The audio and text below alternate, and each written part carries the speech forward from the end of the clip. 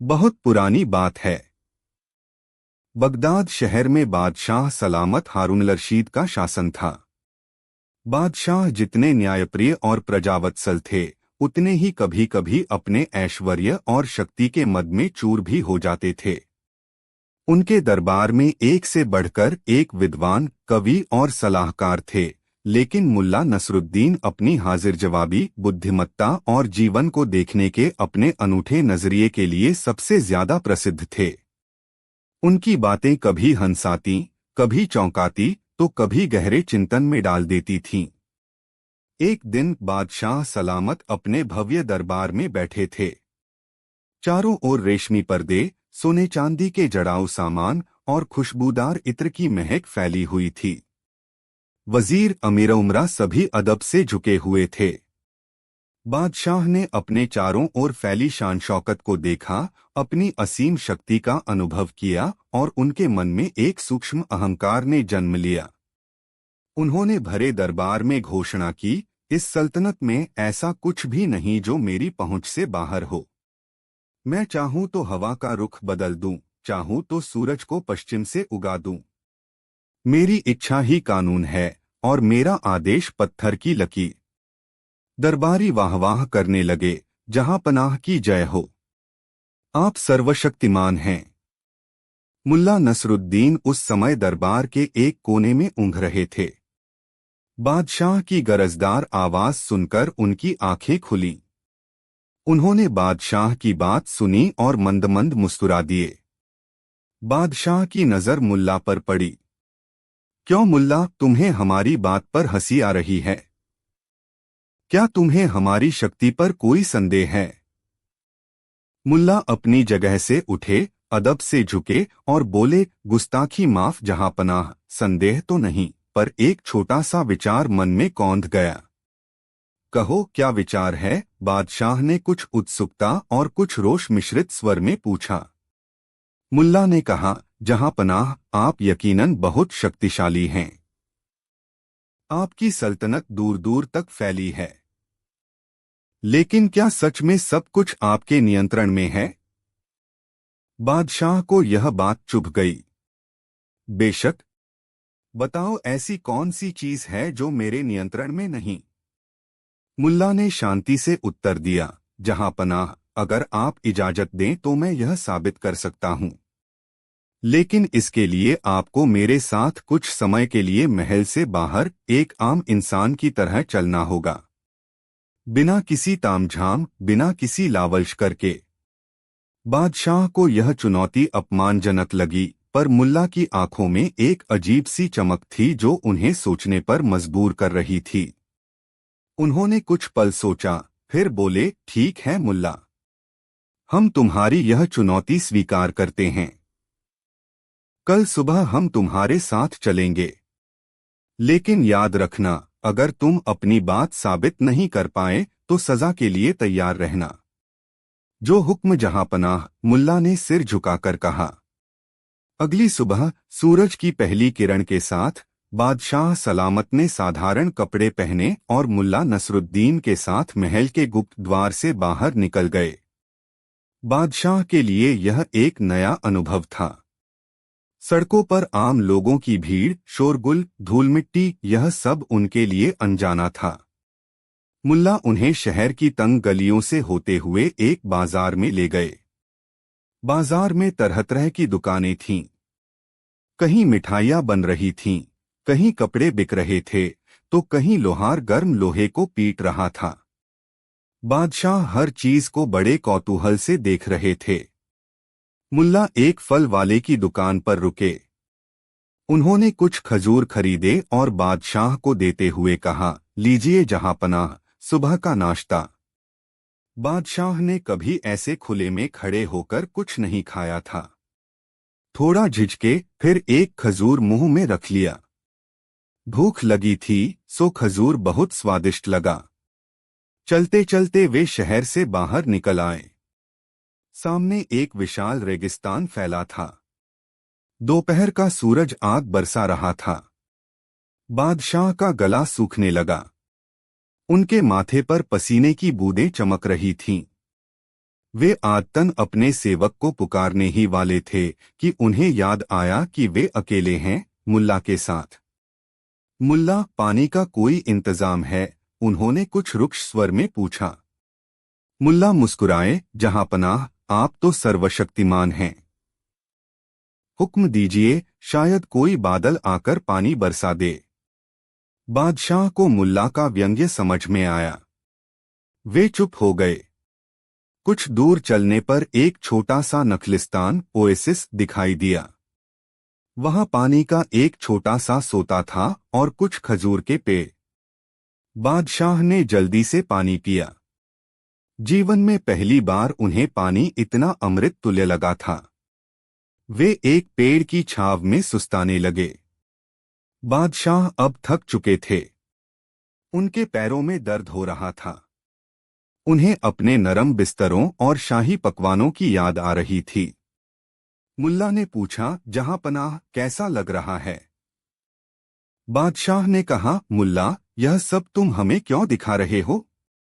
हम अपनी शक्ति देखना चाहते थे, अपनी कमजोरी नहीं। मुल्ला ने कहा, जहांपनाह, शक्ति को समझने के लिए कभी कभी उसकी सीमाओं को जानना भी जरूरी होता है। देखिए, यह सूरज तप रहा है। क्या आप इसे हुक्म देकर ठंडा कर सकते हैं? यह प्यास जो आपको लगी थी, क्या आप अपने आदेश से इसे बुझा सकते थे, बिना पानी के? बादशाह चुप रहे। मुल्ला की बातें उन्हें सोचने पर मजबूर कर रही थीं। कुछ देर बाद वे फिर चले। शाम ढलने लगी थी। दूर उन्हें एक छोटा सा गांव दिखाई दिया। मुल्ला उन्हें एक साधारण सी झोपड़ी के पास ले गए। झोपड़ी के बाहर एक बूढ़ा किसान बैठा हुक्का गुड़गुड़ा रहा था और उसकी पत्नी चूल्हे पर रोटियां सेंक रही थी। मुल्ला ने किसान को सलाम किया और कहा, बाबा, हम मुसाफिर हैं। रात गुजारने के लिए क्या थोड़ी जगह मिल सकती है? किसान ने उन्हें गौर से देखा और फिर मुस्कुराकर कहा, अरे बेटा, अल्लाह के बंदों के लिए हमारे दरवाजे हमेशा खुले हैं। आओ, अंदर आओ। किसान और उसकी पत्नी ने बड़े प्रेम से उनका स्वागत किया। उन्होंने मिट्टी के बर्तन में पानी दिया। फिर बाजरे की मोटी मोटी रोटियां और प्याज लहसुन की चटनी परोसी। बादशाह ने जीवन में कभी इतना सादा खाना नहीं खाया था, लेकिन उस दिन भूख और थकान के कारण वही रूखा सूखा भोजन उन्हें अमृत जैसा लगा। खाना खाने के बाद किसान ने अपने जीवन की बातें शुरू की। उसने बताया कि कैसे वह दिन भर मेहनत करता है, कैसे फसल अच्छी होने पर खुश होता है और कैसे कभी कभी मुश्किलों का भी सामना करना पड़ता है। लेकिन उसके चेहरे पर एक अजीब सी शांति और संतोष था। बादशाह चुपचाप सब सुनते रहे। उन्होंने देखा कि इस गरीब किसान के पास न तो धन दौलत है, न कोई शाही तामझाम, फिर भी वह कितना सुखी और संतुष्ट है। उसके पास जो थोड़ा सा था, उसे भी वह अजनबियों के साथ बांटने में संकोच नहीं कर रहा था। रात को उन्हें सोने के लिए एक फटी हुई दरी मिली। बादशाह को नींद नहीं आ रही थी। उनके मन में विचारों का तूफान उठा हुआ था। वे अपने महल के ऐशो आराम, अपनी असीम शक्ति और दूसरी तरफ इस किसान की सादगी, उसके संतोष और उसकी निस्वार्थ सेवा के बारे में सोच रहे थे। उन्हें पहली बार एहसास हुआ कि दौलत और ताकत ही सब कुछ नहीं होती। सुबह जब उनकी आंख खुली तो उन्होंने देखा कि किसान की पत्नी उनके लिए गर्म गर्म दलिया बना रही है। उन्होंने नाश्ता किया और किसान दंपत्ति को धन्यवाद दिया। चलते समय बादशाह ने अपनी उंगली से एक कीमती अंगूठी निकालकर किसान को देनी चाहिए, लेकिन किसान ने हाथ जोड़कर मना कर दिया। नहीं साहब, मेहमान की सेवा का कोई मोल नहीं होता। आपने हमारे गरीब खाने को इज्जत बख्शी, यही हमारे लिए बहुत है। बादशाह निशब्द रह गए। वापसी के रास्ते पर मुल्ला और बादशाह चुपचाप चलते रहे। बादशाह गहरे सोच में डूबे थे। महल के पास पहुंचकर बादशाह रुके और मुल्ला की ओर मुड़कर बोले, मुल्ला, हम समझे नहीं। तुमने हमें यह सब क्यों दिखाया? इससे हमारी शक्ति का क्या लेना देना? मुल्ला मुस्कुराए। जहां पनाह, आप कहते थे कि आप सब कुछ नियंत्रित कर सकते हैं। क्या आप सूरज की गर्मी को नियंत्रित कर पाए? अपनी प्यास को? अपनी थकान को? क्या आप उस किसान के मन में अपने लिए सम्मान या प्रेम अपने आदेश से पैदा कर सकते थे? क्या आप उसकी निस्वार्थ सेवा को खरीद सकते थे? मुल्ला ने आगे कहा, जहां पनाह, असली शक्ति चीजों को नियंत्रित करने में नहीं, बल्कि उन्हें समझने और स्वीकार करने में है। असली शक्ति दूसरों पर हुकूमत करने में नहीं, बल्कि उनके दिलों को जीतने में है। उस किसान के पास कोई सल्तनत नहीं थी, पर उसके पास संतोष था, प्रेम था और देने का भाव था। ये वो दौलत है जिसे दुनिया की कोई ताकत खरीद नहीं सकती और न ही कोई बादशाह छीन सकता है। आपने कहा था कि आपकी इच्छा ही कानून है, लेकिन प्रकृति के अपने नियम हैं, इंसानियत के अपने तकाजे हैं। भूख, प्यास, नींद, प्रेम, दया, ये ऐसी चीजें हैं जो किसी बादशाह के हुक्म की मोहताज नहीं। ये जीवन की बुनियादी सच्चाइयां हैं और इन्हें जो समझ लेता है वही सच्चा ज्ञानी और शक्तिशाली होता है। बादशाह सलामत मुल्ला की बातें सुनकर स्तब्ध रह गए। उनकी आंखों से अहंकार का पर्दा हट चुका था। उन्हें समझ आ गया था कि मुल्ला उन्हें क्या सिखाना चाहते थे। उन्होंने मुल्ला के कंधे पर हाथ रखा और बोले, मुल्ला, आज तुमने हमारी आंखें खोल दी। तुमने हमें वह सबक सिखाया है जो हमारे बड़े बड़े वजीर और सलाहकार भी नहीं सिखा सके। सल्तनत की शक्ति अपनी जगह है, पर इंसानियत और प्रकृति के नियमों का सम्मान उससे भी बढ़कर है। महल लौटकर बादशाह सलामत अब पहले जैसे नहीं रहे। उनमें एक अद्भुत परिवर्तन आ चुका था। वे अब भी शक्तिशाली थे, लेकिन उनके व्यवहार में नम्रता और करुणा आ गई थी। वे अपनी प्रजा की जरूरतों को बेहतर समझने लगे थे और उनके फैसलों में न्याय के साथ साथ सहानुभूति भी झलकने लगी थी। और मुल्ला नसरुद्दीन, वे वैसे ही रहे, फक्कड़, मस्तमौला, लेकिन अपनी बुद्धिमत्ता से लोगों को जीवन के गहरे सत्य सिखाते हुए। उन्होंने बादशाह को जो सबक सिखाया था वह केवल बादशाह के लिए नहीं, बल्कि हर उस इंसान के लिए था जो शक्ति और सत्ता के मद में चूर होकर जीवन की असली खुशियों और मूल्यों को भूल जाता है। यह सबक था विनम्रता का, कृतज्ञता का और सृष्टि के अटल नियमों के प्रति सम्मान का, एक ऐसा सबक जो सदियों तक याद रखा जाने वाला था। इस एक अनुभव ने बादशाह के जीवन की दिशा बदल दी थी और यह सब मुल्ला नसरुद्दीन की एक छोटी सी मगर गहरी सूझबूझ का कमाल था। बादशाह ने समझ लिया था कि सबसे बड़ा शासक वह नहीं जो सबको झुका दे, बल्कि वह है जो सबके दिलों में जगह बना ले। और यह सबक उनके जीवन का सबसे कीमती खजाना बन गया। कहानी 2। शहर के सबसे प्रतिष्ठित और न्यायप्रिय माने जाने वाले काजी फरीदुद्दीन साहब उस दिन कुछ विशेष रूप से प्रसन्नचित्त थे। उनके सामने एक सीधा सादा मामला था। दो पड़ोसियों अहमद और करीम के बीच एक मामूली सी दीवार को लेकर हुआ झगड़ा। अहमद का दावा था कि करीम ने जानबूझकर अपने घर की मरम्मत के दौरान साझा दीवार का कुछ हिस्सा गिरा दिया था, जबकि करीम का कहना था कि दीवार पुरानी और कमजोर थी और अपने आप ही गिर गई। मामला कई दिनों से चल रहा था और आज अंतिम गवाह मुल्ला नसरुद्दीन को पेश होना था। काजी फरीदुद्दीन ने मुल्ला के बारे में कई किस्से सुन रखे थे। कुछ लोग उसे महाज्ञानी कहते थे, कुछ उसे निपट मूर्ख और कुछ उसे ऐसा धूर्त मानते थे जो अपनी बातों से किसी को भी उलझा दे। काजी साहब खुद को बहुत बुद्धिमान और अनुभवी मानते थे और उन्हें यकीन था कि वे मुल्ला की किसी भी चालाकी में नहीं फंसेंगे। आखिरकार कानून और तर्क के सामने किसी की क्या बिसात, वे मन ही मन मुस्कुराए। दरबार खचाखच भरा हुआ था। अहमद और करीम अपने अपने वकीलों के साथ चिंतित मुद्रा में बैठे थे। मुल्ला नसरुद्दीन अपने गधे पर सवार होकर हमेशा की तरह लापरवाही से दरबार में दाखिल हुआ।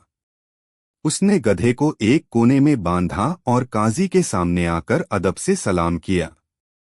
मुल्ला नसरुद्दीन, काजी ने अपनी भारी आवाज में कहा, तुम्हें इस मामले में गवाही देने के लिए बुलाया गया है। तुम्हें अल्लाह को हाजिर नाजिर जानकर सच कहना होगा। मुल्ला ने अपनी गोल टोपी को थोड़ा और सिर पर जमाते हुए कहा, हुजूर, सच तो सूरज की तरह होता है। कभी बादलों में छिप जाता है तो कभी इतनी तेज चमकता है कि आंखें चौंधिया जाती हैं। मैं कोशिश करूंगा कि जो मैंने देखा वही बयान करूं। काजी ने अपनी भौहें सिकोड़ी। सीधे सीधे जवाब देना मुल्ला। पहला सवाल, क्या तुमने अहमद और करीम के बीच झगड़ा होते देखा? मुल्ला ने छत की ओर देखते हुए कहा, देखना देखना एक बड़ी पेचीदा चीज है काजी साहब। कभी कभी आंखें देखती हैं पर दिल नहीं। कभी दिल देखता है पर आंखें धोखा खा जाती हैं। उस दिन जब सूरज पश्चिम की ओर ढल रहा था और हवा में हल्की ठंडक घुलने लगी थी, मुल्ला, काजी ने थोड़ी ऊंची आवाज में टोका। मैंने सिर्फ यह पूछा कि तुमने झगड़ा देखा या नहीं। हाँ या ना में जवाब दो। मुल्ला ने मासूमियत से कहा, हाँ भी और ना भी हुजूर। पूरा दरबार सन्न रह गया। अहमद और करीम के वकील एक दूसरे को देखने लगे। काजी फरीदुद्दीन का माथा ठनका। यह क्या जवाब हुआ मुल्ला? या तो तुमने देखा होगा या नहीं देखा होगा। मुल्ला बोला, हुजूर, मैंने आवाजें सुनी। ऊंची, तीखी, गुस्से भरी आवाजें, जैसे दो बिल्लियां एक रोटी के टुकड़े पर लड़ रही हों। मैंने परछाइयां भी देखी, दीवार पर लंबी होती हुई, कभी इधर तो कभी उधर। लेकिन क्या उसे झगड़ा देखना कहते हैं? यह तो आप ही बेहतर जानते हैं। आप तो कानून के ज्ञाता हैं। काजी ने गहरी सांस ली। ठीक है मुल्ला, तुमने जो आवाजें सुनी, क्या तुम पहचान सकते हो कि वे किसकी थीं? मुल्ला ने अपनी ठोड़ी खुजलाते हुए कहा, आवाजें तो आवाजें होती हैं काजी साहब। उनमें गुस्सा था, नाराजगी थी, शायद थोड़ा डर भी। एक आवाज थोड़ी भारी थी, जैसे कोई पुराना घड़ा बज रहा हो। दूसरी थोड़ी पतली, जैसे कोई नई सुराही अभी अभी आग से निकली हो। अब कौन सी आवाज अहमद की थी और कौन सी करीम की, यह कहना तो ऐसा है जैसे यह बताना कि नदी में बहता पानी पहले कहाँ से आया था। अहमद का वकील खड़ा हुआ। हुजूर, मुल्ला जानबूझकर बात को घुमा रहा है। मैं इनसे सीधा सवाल पूछता हूँ। मुल्ला, क्या तुमने करीम को दीवार पर हथौड़ा मारते देखा? मुल्ला ने वकील की ओर देखा, फिर काजी की ओर। हथौड़ा? हाँ, हथौड़ा एक उपयोगी औजार है। उससे कीलें ठोंकी जा सकती हैं, पुरानी चीजें तोड़ी जा सकती हैं। मैंने उस दिन एक आदमी के हाथ में कुछ चमकता हुआ देखा था। वह शायद हथौड़ा हो सकता था या फिर कोई चमचा जिससे वह हलवा खा रहा हो। धूप इतनी तेज थी कि ठीक से नजर नहीं आया। करीम का वकील उछल पड़ा। देखा हुजूर, यह कह रहा है कि धूप तेज थी। इसका मतलब यह बाहर था और इसने सब कुछ देखा। मुल्ला ने तुरंत कहा, बाहर तो मैं था, लेकिन धूप मेरी आंखों पर पड़ रही थी, दीवार पर नहीं। और वैसे भी हुजूर, धूप तो सब पर एक जैसी पड़ती है, चाहे वह चोर हो या साहूकार। धूप का क्या कसूर? काजी फरीदुद्दीन ने अपने माथे पर उभर आई पसीने की बूंदों को पोंछा। उनका सिर हल्का हल्का दुखने लगा था। मुल्ला, क्या तुम हमें यह बताने का कष्ट करोगे कि जब दीवार गिरी तब तुम कहाँ थे और क्या कर रहे थे? मुल्ला ने गंभीरता से कहा, जब दीवार गिरी हुजूर, तब मैं ठीक वहीं था जहां मुझे होना चाहिए था, यानी अपने घर में। और मैं वही कर रहा था जो हर समझदार आदमी को उस वक्त करना चाहिए, यानी अपनी बीवी की बातें सुन रहा था। दरबार में कुछ लोग हंस पड़े, लेकिन काजी की घूरती हुई नजरों को देखकर चुप हो गए। और तुम्हारी बीवी क्या कह रही थी? काजी ने पूछा, उम्मीद करते हुए कि शायद यहाँ से कोई सुराग मिले। जी, वह बता रही थी कि पड़ोस की फातिमा के शौहर ने उसे नई पायल लाकर दी है, और मैं कितना निकम्मा हूँ कि ईद पर एक नया कुर्ता भी नहीं दिला सका। फिर उसने बताया कि कैसे उसके भाई के बेटे ने मदरसे में पहला स्थान पाया है, और मेरा बेटा दिन भर कंचे खेलता रहता है। और हाँ, उसने यह भी कहा कि अगर मैंने इस बार बाजार से सड़ा हुआ बैंगन लाया तो। बस करो मुल्ला, काजी चिल्लाए। यह अदालत है, तुम्हारी गृहस्थी की पंचायत नहीं। हम दीवार गिरने की बात कर रहे हैं। मुल्ला ने हाथ जोड़कर कहा, माफ करना हुजूर, मैं तो बस आपके सवाल का जवाब दे रहा था। आपने पूछा मैं क्या कर रहा था, तो मैंने बता दिया। अगर आप सिर्फ दीवार के बारे में पूछना चाहते हैं, तो आपको सवाल भी वैसा ही पूछना चाहिए था। काजी ने अपने सिर को दोनों हाथों से थाम लिया। अच्छा, ठीक है। क्या तुमने दीवार को गिरते हुए अपनी आंखों से देखा? मुल्ला ने कुछ देर सोचा, फिर बोला, आंखें तो दो होती हैं, काजी साहब। एक देखती है जो सामने होता है, दूसरी देखती है जो होने वाला होता है। मैंने दीवार को उस तरह गिरते नहीं देखा जैसे कोई सूखा पत्ता पेड़ से गिरता है। लेकिन हाँ, मैंने उसके गिरने की आहट सुनी थी। आहट? कैसी आहट? अहमद के वकील ने उत्सुकता से पूछा। एक गहरी दर्द भरी आहट हुजूर, जैसे कोई बूढ़ा आदमी आखिरी सांस ले रहा हो। फिर एक धमाका, जैसे किसी ने उम्मीदों का घड़ा फोड़ दिया हो।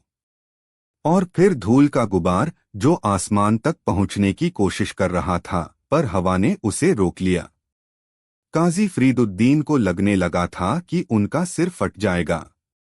उन्होंने पानी का एक गिलास मंगवाया और एक ही घूंट में पी गए। मुल्ला, क्या तुम साफ साफ बता सकते हो कि दीवार करीम ने गिराई या वह खुद गिरी? मुल्ला ने काजी की ओर सहानुभूति भरी नजरों से देखा। काजी साहब, यह तो बड़ा मुश्किल सवाल है। दुनिया में हर चीज किसी न किसी वजह से होती है। अगर करीम ने हथौड़ा मारा तो दीवार गिरी, लेकिन अगर दीवार कमजोर थी तो हथौड़े का जोर उसे गिराने के लिए काफी था। और अगर दीवार कमजोर न होती तो शायद करीम हथौड़ा मारता ही नहीं। अब आप ही बताइए, कसूर किसका है? हथौड़े का, करीम का, दीवार की कमजोरी का, या उस मिस्त्री का जिसने सालों पहले यह दीवार बनाई थी? एक दरबारी ने फुसफुसाया, यह तो दार्शनिक बातें करने लगा। काजी ने अपनी मेज पर जोर से हाथ मारा। मुल्ला नसरुद्दीन, हम तुमसे दर्शन नहीं सुनना चाहते। हमें सिर्फ यह जानना है कि तुमने क्या देखा। क्या तुमने करीम को कोई ऐसा काम करते देखा जिससे दीवार गिर सकती थी? मुल्ला ने कहा, मैंने करीम को दीवार के पास घूमते देखा था। उसके चेहरे पर चिंता थी, जैसे कोई किसान अपनी सूखी फसल को देखता है। वह दीवार को ऐसे छू रहा था जैसे कोई हकीम बीमार की नब्ज टटोल रहा हो। फिर उसने अपने औजार निकाले। अब औजार तो मिस्त्री के दोस्त होते हैं, काजी साहब।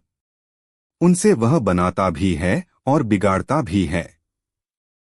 करीम का वकील चिल्लाया, यह झूठ बोल रहा है हुजूर। यह अहमद से मिला हुआ है। अहमद का वकील बोला, यह सच कह रहा है हुजूर। इसने करीम को औजारों के साथ देखा। मुल्ला ने दोनों वकीलों को देखा और फिर काजी से कहा, हुजूर, सच तो एक ही होता है, लेकिन उसे देखने वाले अनेक। हर कोई उसे अपनी नजर से देखता है, अपने फायदे के लिए तोड़मरोड़ लेता है। मैं तो बस इतना कह सकता हूं कि उस दिन हवा भी तेज थी। हवा तेज थी? काजी ने पूछा। उन्हें एक नई उम्मीद की किरण दिखी। तो क्या दीवार हवा से गिर सकती थी? मुल्ला ने कहा, हो सकता है हुजूर। हवा तो बड़ी ताकतवर होती है। वह बड़े बड़े जहाजों को डुबो देती है, घने जंगलों को उजाड़ देती है। एक कमजोर दीवार उसके सामने क्या चीज है? लेकिन हुजूर, उस दिन हवा के साथ साथ करीम के हाथ में हथौड़ा भी था। काजी फरीदुद्दीन अब लगभग चीख पड़े, तो फिर कहना क्या चाहते हो मुल्ला? दीवार हवा से गिरी या हथौड़े से? मुल्ला ने बड़े शांत भाव से उत्तर दिया, काजी साहब, यह तो ऐसा ही है जैसे आप पूछें कि मुर्गी पहले आई या अंडा। कुछ बातें राज ही रहें तो अच्छा है।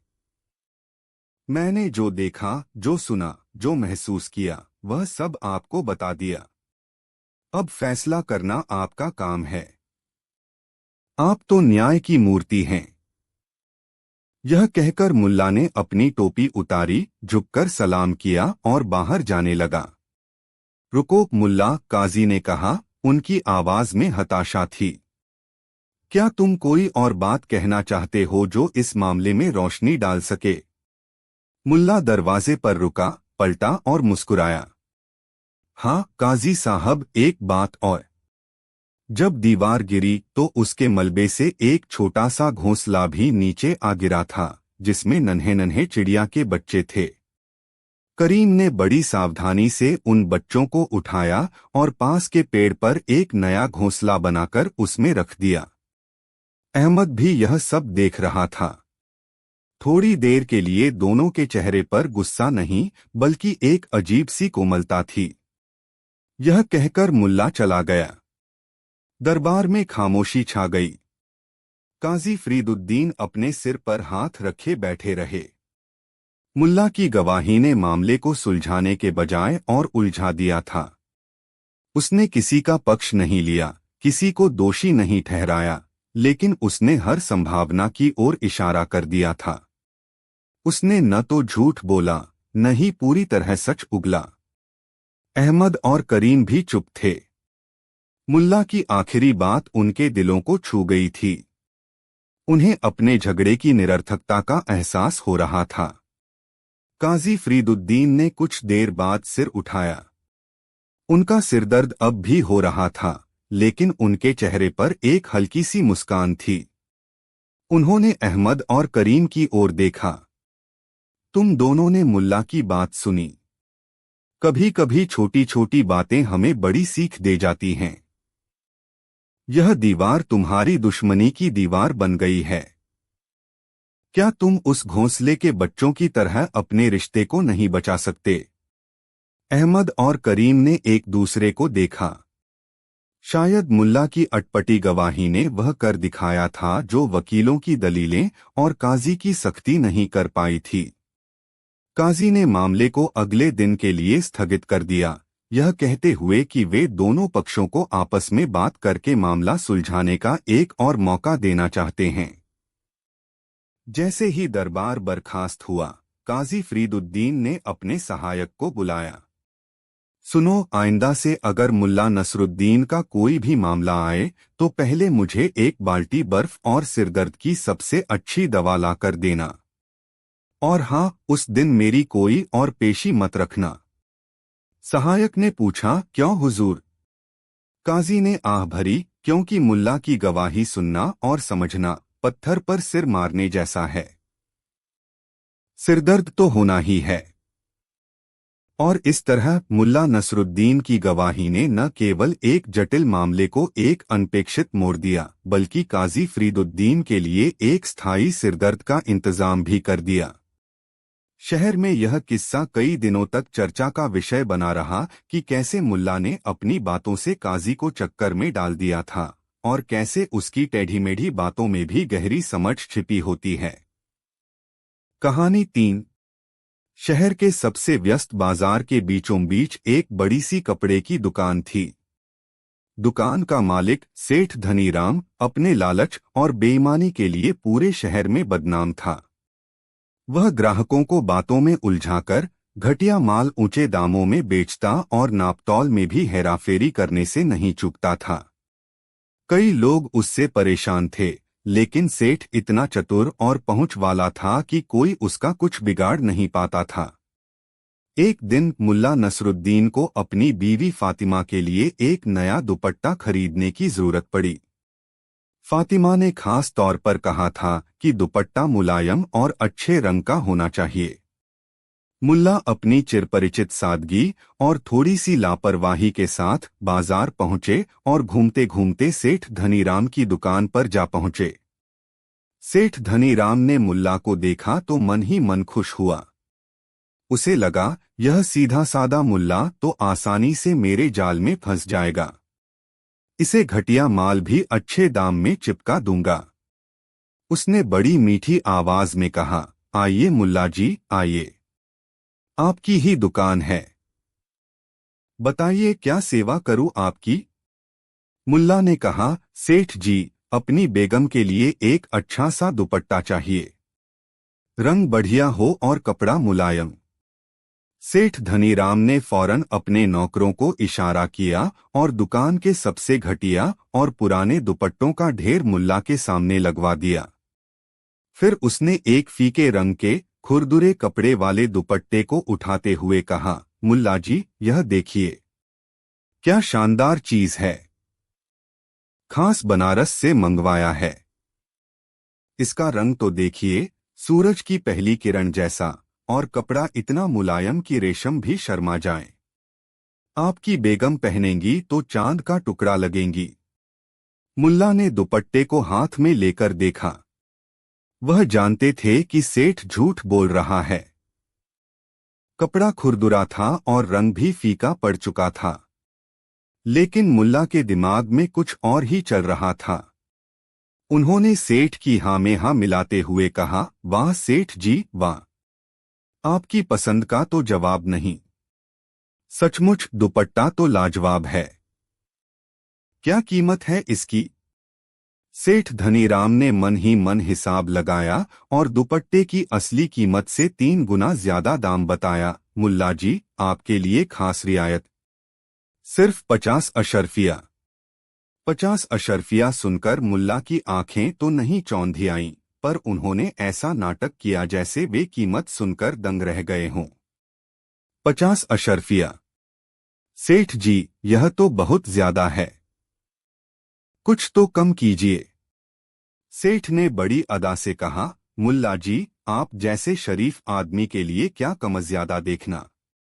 चलिए, आपके लिए 10 अशर्फिया और कम कर देता हूं, सिर्फ 40 अशर्फिया दे दीजिए।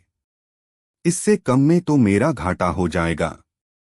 मुल्ला ने कुछ देर तक मोलभाव करने का नाटक किया और आखिरकार 30 अशर्फियों में सौदा तय हो गया। सेठ मन ही मन बहुत खुश था कि उसने घटिया माल इतने ऊंचे दाम में बेच दिया। उसने जल्दी से दुपट्टा पैक करवाया। मुल्ला ने अपनी जेब में हाथ डाला, जैसे पैसे निकालने वाले हों, फिर अचानक रुक गए। ओह सेठ जी, एक बात तो मैं भूल ही गया, मेरे पास अभी इतने पैसे नहीं हैं। क्या आप यह दुपट्टा मेरे लिए अलग रख देंगे? मैं कल सुबह आकर पैसे दे जाऊंगा और दुपट्टा ले जाऊंगा। सेठ धनीराम थोड़ा झिझका। उसे डर था कि कहीं मुल्ला कल आए ही नहीं। लेकिन फिर उसने सोचा कि मुल्ला शहर का जाना माना आदमी है, भागेगा कहाँ। और अगर वह नहीं आया तो भी दुपट्टा तो दुकान में ही रहेगा। उसने कहा, ठीक है मुल्ला जी, कोई बात नहीं, मैं यह दुपट्टा आपके लिए संभाल कर रख दूंगा। आप कल सुबह जरूर आ जाइएगा। मुल्ला ने सेठ का शुक्रिया अदा किया और दुकान से बाहर निकल गए। अगली सुबह मुल्ला नसरुद्दीन ठीक समय पर सेठ धनीराम की दुकान पर पहुंचे। सेठ उन्हें देखकर खुश हुआ और नौकर को दुपट्टा लाने का आदेश दिया। मुल्ला ने दुपट्टा हाथ में लिया, उसे गौर से देखा और फिर सेठ से कहा, सेठ जी, दुपट्टा तो बहुत अच्छा है, लेकिन मेरी बेगम को यह रंग पसंद नहीं आया। क्या आपके पास कोई दूसरा रंग है? सेठ धनीराम थोड़ा खींचा, लेकिन ग्राहक को नाराज नहीं करना चाहता था। उसने कहा, हाँ मुल्ला जी, बहुत सारे रंग हैं। आप देखिए। उसने और भी कई दुपट्टे दिखाए। मुल्ला ने उनमें से एक चटक लाल रंग का दुपट्टा चुना, जो पहले वाले से थोड़ा बेहतर था, लेकिन उसकी कीमत भी उतनी ही होनी चाहिए थी। हाँ, यह रंग बहुत अच्छा है, मैं यही लूंगा। सेठ ने कहा, ठीक है मुल्ला जी, इसकी कीमत भी वही है, 30 अशर्फिया। मुल्ला ने दुपट्टा हाथ में लिया और दुकान से बाहर जाने लगे। सेठ धनीराम ने उन्हें रोका। अरे मुल्ला जी, पैसे तो देते जाइए। मुल्ला ने बड़े भोलेपन से कहा, पैसे? कैसे पैसे सेठ जी? सेठ ने हैरान होकर कहा, कैसे पैसे क्या? इस दुपट्टे के पैसे 30 अशर्फिया। मुल्ला ने मुस्कुराते हुए कहा, सेठ जी, आप भी कमाल करते हैं। मैंने आपको पहला वाला दुपट्टा तो वापस कर दिया न, जिसके बदले में मैंने यह लिया है। तो हिसाब तो बराबर हो गया। अब और कैसे पैसे? सेठ धनीराम का मुंह खुला का खुला रह गया। यह आप क्या कह रहे हैं मुल्ला जी? पहला दुपट्टा तो आपने खरीदा ही नहीं था। आपने तो सिर्फ उसे अलग रखवाया था, पैसे तो दिए ही नहीं थे। मुल्ला ने अपनी ठुड्डी पर हाथ फेरते हुए कहा, देखिए सेठ जी, बात को समझिए। कल मैंने आपसे वह फीके रंग का दुपट्टा 30 अशर्फियों में खरीदने का वादा किया था। आज मैंने वह दुपट्टा आपको लौटा दिया और उसके बदले यह लाल वाला दुपट्टा ले लिया। तो जो चीज मैंने खरीदी ही नहीं, उसके पैसे मैं क्यों दूं? और जो दुपट्टा मैंने आपको लौटा दिया, उसकी कीमत इस नए दुपट्टे की कीमत से कट गई। तो हिसाब तो बिल्कुल साफ है, न कुछ लेना न कुछ देना। सेठ धनीराम का सिर चकरा गया। उसे मुल्ला की यह अजीबोगरीब तर्क समझ नहीं आ रहा था, या शायद वह समझना नहीं चाहता था। उसने गुस्से में कहा, मुल्ला जी, आप मुझे बेवकूफ समझ रहे हैं क्या? यह कोई हिसाब नहीं हुआ। आपको इस लाल दुपट्टे के पैसे देने ही पड़ेंगे। मुल्ला ने अपनी आवाज थोड़ी ऊंची करते हुए कहा, सेठ जी, आप बाजार में बैठकर बेईमानी का हिसाब करते होंगे, मैं तो सीधा साधा हिसाब जानता हूं। एक चीज दी, दूसरी चीज ली, बात खत्म। अगर आपको मेरा हिसाब समझ नहीं आ रहा, तो चलिए शहर के काजी साहब के पास चलते हैं। वही फैसला करेंगे कि कौन सही है और कौन गलत। काजी का नाम सुनकर सेठ धनीराम थोड़ा घबराया। वह जानता था कि काजी साहब ईमानदार हैं और अगर बात उन तक पहुंची तो उसकी बेईमानी की पोल खुल सकती है। और मुल्ला की बातों में ऐसा कुछ था कि उसे डर लग रहा था कि कहीं काजी साहब मुल्ला के ही पक्ष में फैसला न दे दें। दुकान के बाहर भीड़ जमा होने लगी थी। लोग मुल्ला और सेठ के बीच हो रही बहस को मजे लेकर सुन रहे थे। सेठ धनीराम को अपनी इज्जत की भी फिक्र होने लगी। उसने थोड़ा नरम पड़ते हुए कहा, मुल्ला जी, काजी साहब तक जाने की क्या जरूरत है? हम आपस में ही मामला सुलझा लेते हैं। आप कहना क्या चाहते हैं, जरा साफ साफ बताइए। मुल्ला ने कहा, सेठ जी, मैं तो कब से साफ ही कह रहा हूं। कल जो दुपट्टा मैंने पसंद किया था, वह मैंने आज आपको लौटा दिया। यानी मेरी तरफ से आपको 30 अशर्फियों का माल वापस मिल गया। और आज जो यह लाल दुपट्टा मैंने लिया है, इसकी कीमत भी 30 अशर्फिया है। तो जब मैंने 30 अशर्फियों का माल लौटाकर 30 अशर्फियों का माल लिया, तो हिसाब तो बराबर हो गया न? सेठ धनीराम अब बुरी तरह उलझ चुका था। उसे समझ आ रहा था कि मुल्ला उसे उसी के जाल में फंसा रहा है, लेकिन वह कुछ कर नहीं पा रहा था। अगर वह जोर जबरदस्ती करता तो बात बढ़ती और काजी तक पहुंचती। और अगर वह मुल्ला की बात मान लेता तो उसे 30 अशर्फियों का नुकसान होता। तभी भीड़ में से किसी ने कहा, मुल्ला जी ठीक तो कह रहे हैं। जब पहला दुपट्टा लिया ही नहीं तो उसके पैसे क्यों? और जब उसे लौटाकर दूसरा लिया तो अदलाबदली हो गई। एक और आवाज आई, सेठ जी, आप तो हमेशा ग्राहकों को लूटते हैं, आज मुल्ला जी ने आपको सही सबक सिखाया। सेठ धनीराम का चेहरा शर्म और गुस्से से लाल पीला हो रहा था। उसे अपनी बेइज्जती महसूस हो रही थी। उसने सोचा कि इस झंझट से पीछा छुड़ाना ही बेहतर है। उसने मन मारकर कहा, ठीक है मुल्ला जी, ठीक है, जैसा आप कहें, हिसाब बराबर। अब आप जाइए। मुल्ला नसरुद्दीन मुस्कुराए। उन्होंने लाल दुपट्टा अपनी बगल में दबाया और बोले, शुक्रिया सेठ जी। उम्मीद है आगे से आप अपने ग्राहकों के साथ ईमानदारी का व्यवहार करेंगे और उन्हें सही दाम पर अच्छा माल देंगे। यह कहकर मुल्ला वहां से चल दिए। भीड़ में से कुछ लोग हंस रहे थे, कुछ सेठ धनीराम पर फप्तियां कस रहे थे। सेठ धनीराम सिर झुकाए अपनी दुकान में घुस गया। उसे आज पहली बार किसी ने उसी की भाषा में जवाब दिया था और उसका सारा घमंड चूर चूर कर दिया था।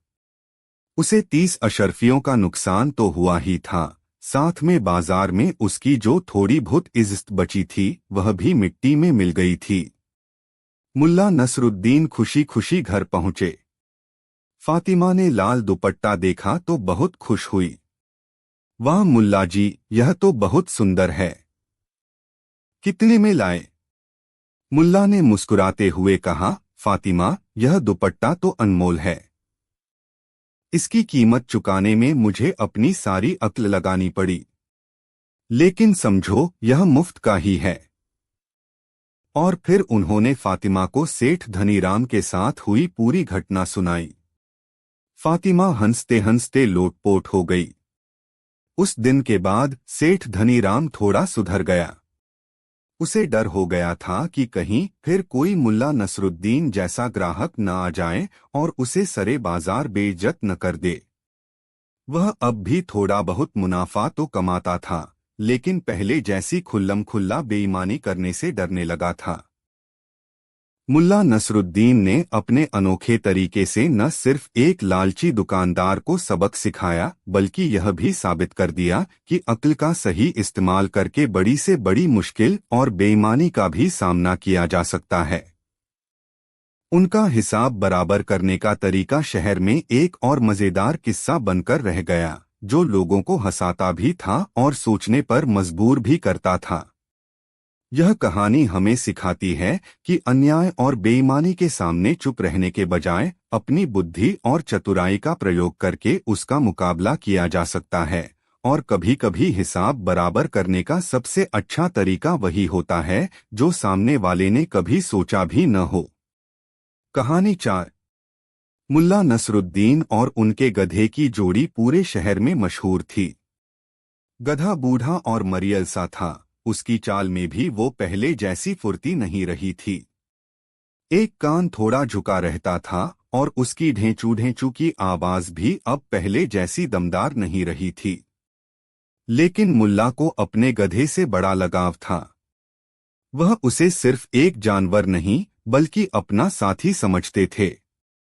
एक दिन मुल्ला की बीवी फातिमा ने कहा, मुल्ला, यह गधा अब किसी काम का नहीं रहा।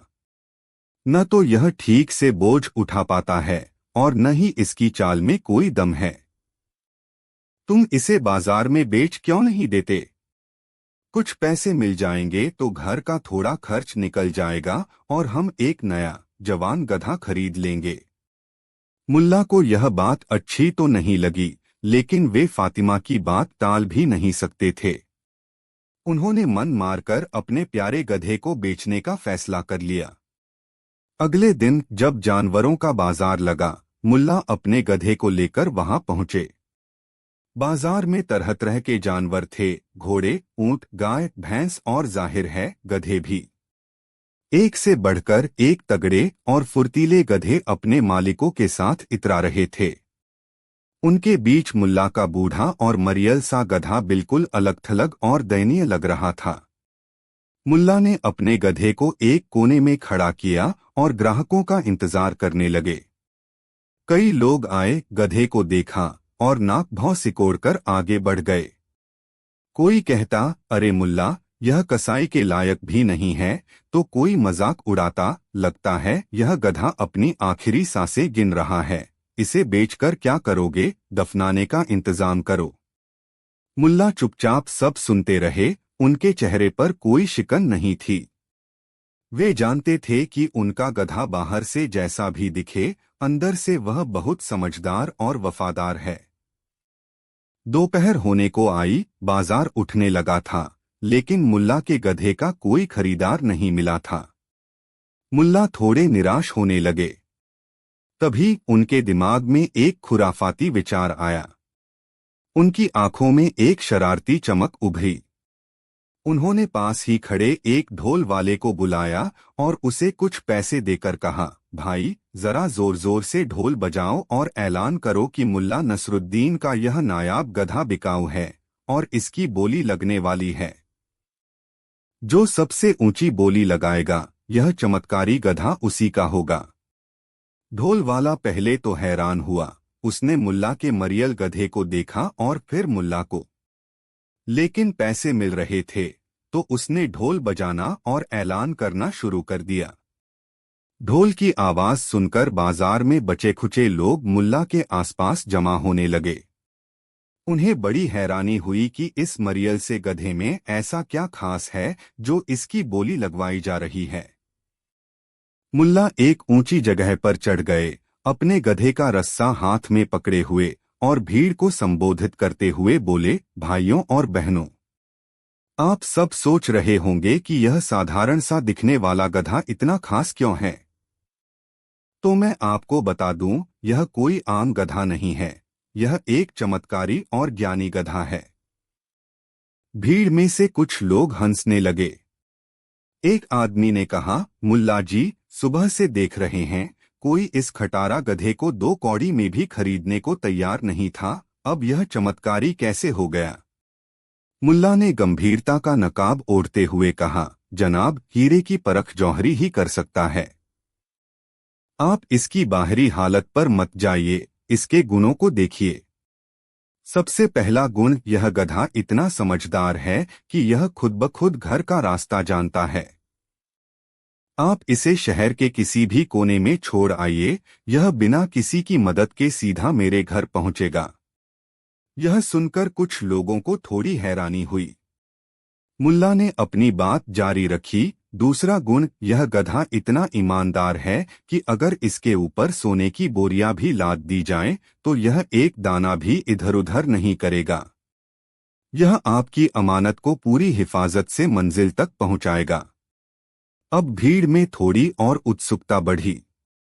और तीसरा और सबसे बड़ा गुण, मुल्ला ने अपनी आवाज में रहस्य घोलते हुए कहा, यह गधा भविष्य बता सकता है। जी हाँ, आपने सही सुना।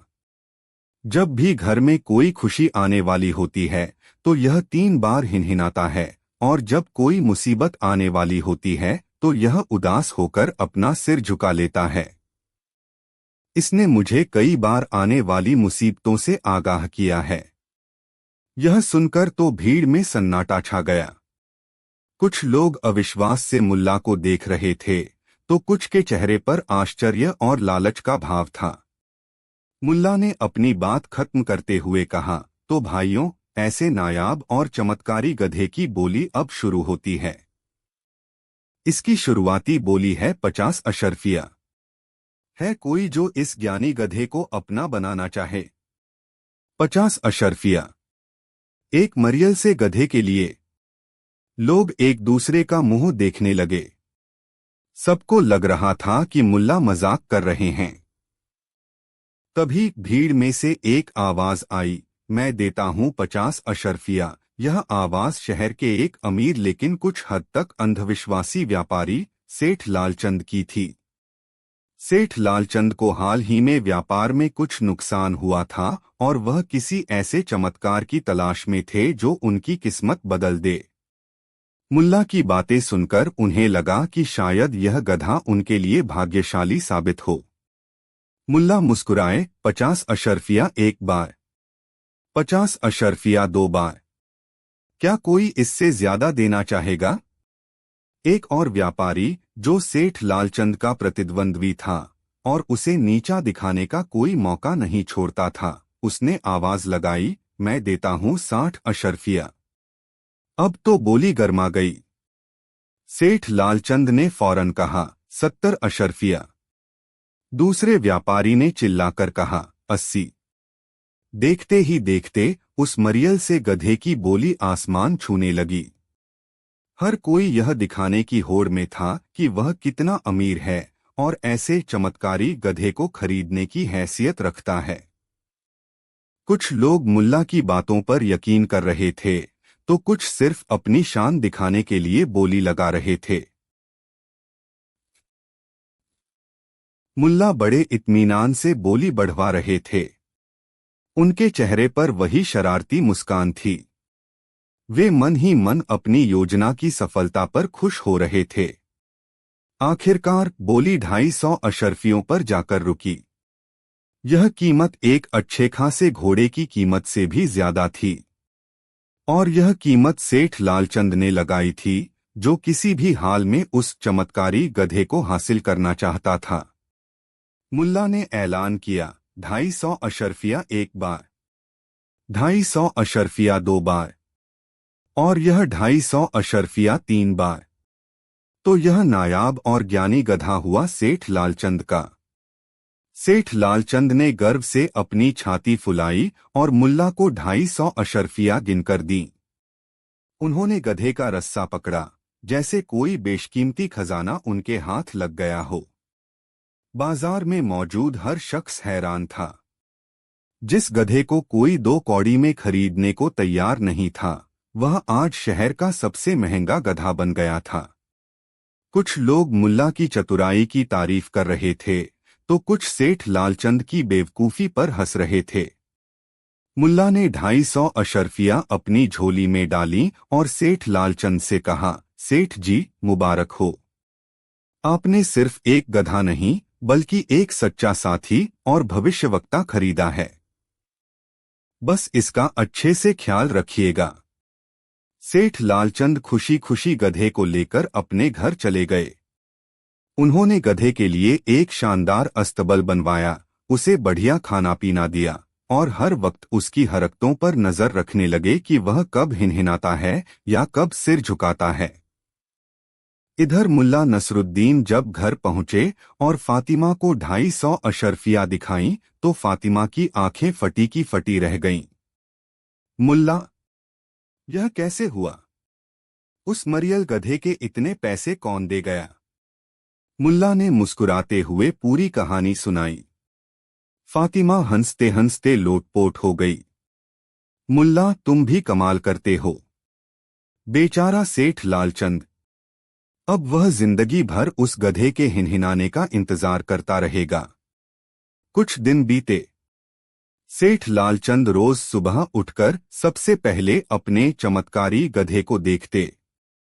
गधा मजे से चारा खाता, कभी कभी ढेंचू ढेंचू करता, पर न तो वह कभी 3 बार हिनहिनाया और न ही उसने कभी उदास होकर सिर झुकाया। सेठ लालचंद परेशान होने लगे। उन्हें लगने लगा कि शायद मुल्ला ने उन्हें ठग लिया है। एक दिन वे गुस्से में मुल्ला के घर पहुंचे। मुल्ला नसरुद्दीन, तुमने मेरे साथ धोखा किया है। तुम्हारा वह गधा कोई चमत्कारी नहीं है। वह न तो भविष्य बताता है और न ही उसने आज तक कोई ऐसा संकेत दिया है जिससे मुझे कोई फायदा हुआ हो। मेरे 250 अशर्फिया वापस करो। मुल्ला बड़े शांत भाव से उनकी बातें सुन रहे थे। जब सेठ का गुस्सा थोड़ा शांत हुआ, तो मुल्ला ने कहा, सेठ जी, आप व्यर्थ ही परेशान हो रहे हैं।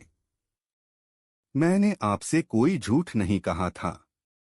झूठ नहीं कहा था? सेठ गरजे, तो फिर बताओ, तुम्हारे गधे ने अब तक कोई चमत्कार क्यों नहीं दिखाया? मुल्ला ने मुस्कुराते हुए कहा, सेठ जी, चमत्कार तो उसी दिन हो गया था जिस दिन आपने उस मरियल से गधे के लिए 250 अशर्फिया दी थीं। क्या यह किसी चमत्कार से कम है कि जो गधा सुबह 2 कौड़ी का भी नहीं था, वह शाम होते होते शहर का सबसे महंगा गधा बन गया। सेठ लालचंद अवाक रह गए। मुल्ला की बात में दम था। मुल्ला ने आगे कहा, और जहां तक घर का रास्ता जानने की बात है तो आप उसे मेरे घर के पास छोड़कर देखिए, वह सीधा मेरे पास ही आएगा, क्योंकि वह इतने सालों से मेरे साथ रहा है, उसे मेरा घर अच्छी तरह पता है। और ईमानदारी की बात तो बेचारा जानवर है, वह सोने की बोरियों का क्या करेगा? वह तो अपनी पीठ पर लदे बोझ को मंजिल तक पहुंचाना ही अपना धर्म समझता है। रही बात भविष्य बताने की, मुल्ला ने अपनी आंखों में शरारत चमकाते हुए कहा, तो सेठ जी, क्या उस गधे ने आपको यह नहीं बताया था कि आप उसे खरीदकर पछताने वाले हैं? क्या उसने आपको यह संकेत नहीं दिया था कि आपका यह सौदा घाटे का सौदा होने वाला है? अगर उसने उदास होकर सिर नहीं झुकाया तो इसका मतलब है कि वह आपके भविष्य को लेकर चिंतित नहीं था, बल्कि शायद वह आपके इस निर्णय पर हंस रहा होगा। सेठ लालचंद का मुंह देखने लायक था। उन्हें समझ आ गया था कि मुल्ला ने अपनी वाक्पटुता और चतुराई से उन्हें कैसा बेवकूफ बनाया है। उनका सारा गुस्सा हवा हो गया था और उन्हें खुद पर ही हंसी आ रही थी। मुल्ला ने उनके कंधे पर हाथ रखते हुए कहा, सेठ जी, दुनिया में असली चमत्कार इंसान की अक्ल और मेहनत में होता है, किसी जानवर या टोटके में नहीं। आपने लालच और अंधविश्वास में आकर एक साधारण गधे को चमत्कारी समझ लिया। उम्मीद है इस घटना से आपको कुछ सबक मिला होगा। सेठ लालचंद ने एक गहरी सांस ली। हाँ मुल्ला जी, आज आपने मेरी आंखें खोल दी। मैं अपनी गलती मानता हूँ। उस दिन के बाद सेठ लालचंद ने अंधविश्वास छोड़कर मेहनत और ईमानदारी से अपना व्यापार करना शुरू कर दिया। और मुल्ला नसरुद्दीन, वे उन 250 अशरफियों से एक नया, जवान और तगड़ा गधा खरीदने के बजाय अपने पुराने गधे को ही सेठ लालचंद से वापस कम दाम में खरीद लाए, क्योंकि सेठ अब उसे रखना नहीं चाहता था। उन्होंने बाकी पैसों से अपने घर की मरम्मत करवाई और कुछ गरीबों की मदद की। और शहर में यह किस्सा मशहूर हो गया कि कैसे मुल्ला नसरुद्दीन ने अपनी हाजिर जवाबी और चतुराई से अपने मरियल गधे को बाजार में सबसे महंगा बेचा था, और साथ ही एक लालची और अंधविश्वासी व्यापारी को एक महत्वपूर्ण सबक भी सिखाया था। यह कहानी आज भी लोगों को हंसाती है और यह याद दिलाती है कि चीजों का मूल्य अक्सर हमारी धारणा और प्रस्तुति पर निर्भर करता है, और कभी-कभी सबसे साधारण चीज भी असाधारण बन सकती है, अगर उसे सही तरीके से पेश किया जाए। कहानी 5। मुल्ला नसरुद्दीन के पड़ोस में एक नया परिवार रहने आया था। परिवार के मुखिया का नाम था हसन, जो पेशे से एक व्यापारी था। हसन वैसे तो नेक दिल इंसान था, लेकिन वह छोटी छोटी बातों पर बहुत जल्दी परेशान हो जाता था और हर चीज में नुक्स निकालने की उसकी आदत थी। उसका घर मुल्ला के घर से सटा हुआ था और दोनों घरों के बीच एक पतली सी दीवार थी। कुछ ही दिनों में हसन मुल्ला के पास शिकायतें लेकर आने लगा।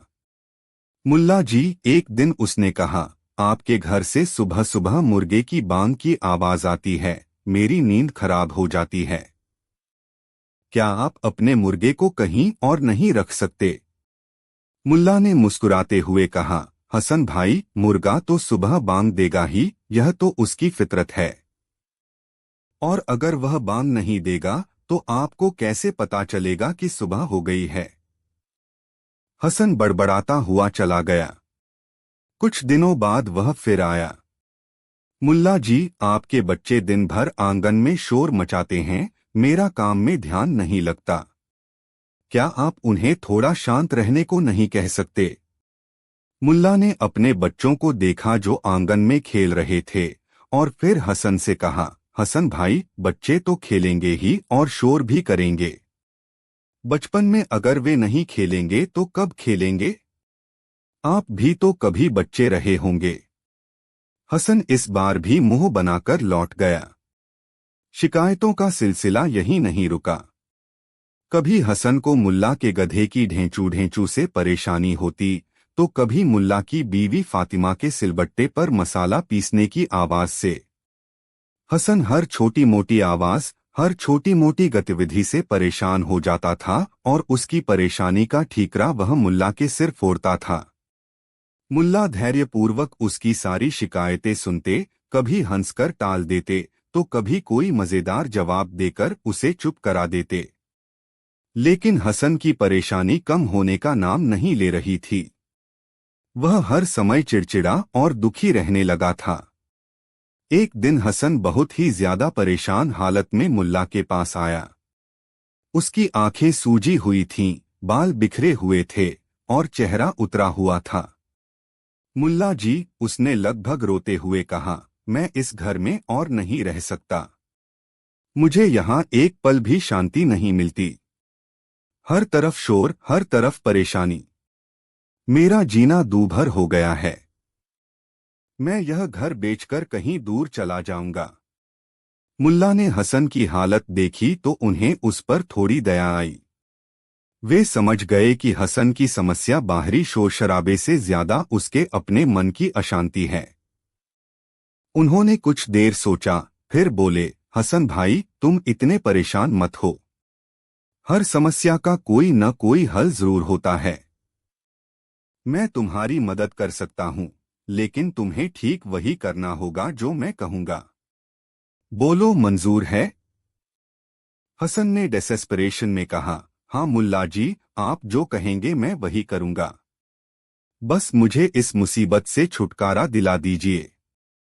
मुल्ला ने अपनी आंखों में एक शरारती चमक लाते हुए कहा, ठीक है।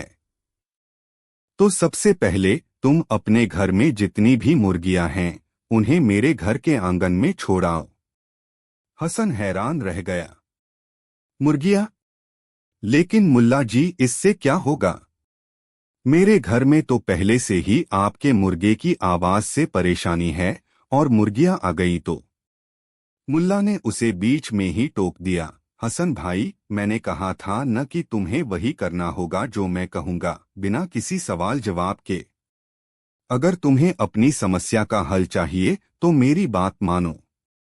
हसन ने मन मारकर अपनी सारी मुर्गियां मुल्ला के आंगन में छोड़ दीं। अगले दिन मुल्ला ने हसन से कहा, अब तुम अपने घर में जो बकरियां हैं, उन्हें भी मेरे आंगन में ले आओ। हसन का सिर चकरा गया।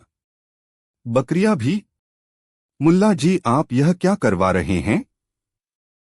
मेरा घर तो जानवरों का बाड़ा बन जाएगा। मुल्ला ने फिर वही दोहराया, भरोसा रखो हसन भाई, और जैसा मैं कहता हूं वैसा करो। मजबूरन हसन को अपनी बकरियां भी मुल्ला के आंगन में लानी पड़ी। अब मुल्ला के घर में मुर्गों की बांग, बच्चों का शोर, गधे की ढेंचू ढेंचू, फातिमा के सिलबट्टे की आवाज के साथ साथ हसन की मुर्गियों की कुड़कुड़ाहट और बकरियों की मिमियाहट भी शामिल हो गई थी। हसन के घर में शोर पहले से कहीं ज्यादा बढ़ गया था। उसकी रातों की नींद और दिन का चैन पूरी तरह गायब हो चुका था। 2 दिन बाद मुल्ला ने हसन से कहा, हसन भाई, अब आखिरी काम। तुम्हारे पास जो तुम्हारा पालतू कुत्ता है, उसे भी मेरे आंगन में बांध आओ। हसन अब लगभग रोने की कगार पर था। कुत्ता भी? मुल्ला जी, आप मेरा घर तबाह करके ही मानेंगे। पहले ही इतना शोर है, अब कुत्ते के भौंकने की आवाज और जुड़ जाएगी। मैं पागल हो जाऊंगा। मुल्ला ने शांति से कहा, हसन भाई, यह आखिरी चीज है। इसके बाद तुम्हारी सारी परेशानियां खत्म हो जाएंगी। बस मुझ पर एक बार और विश्वास करो। हसन ने निराश होकर अपना कुत्ता भी मुल्ला के आंगन में बांध दिया। अब स्थिति यह थी कि हसन के घर के आसपास इतना ज्यादा शोर और हंगामा था कि उसे एक पल के लिए भी शांति नहीं मिल रही थी।